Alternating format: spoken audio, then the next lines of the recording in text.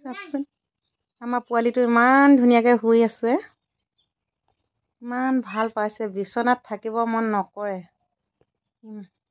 চিঞৰ বাখৰ কৰে। এই জোলনাটোত থাকিলে ইমান ধুনীয়াকৈ খেলি থাকে, ককায়েকে এনেকৈ জোলাই থাকে, ভায়েকে এনেকৈ শুই থাকে ইমান ধুনীয়াকৈ। সৰুতে চাগে আমাকো এনেকৈ জোলাইছিলে।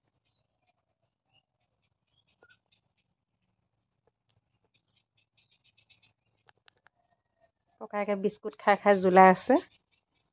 এইফালে হাতী আহিছে ওচৰলৈ, এইফালে আমাৰ টমীয়ে ইয়াতে ৰখীয়া হৈ থাকে ভায়েকহঁতক, দুইটা ভায়েকক ৰখীয়া হৈ থাকে।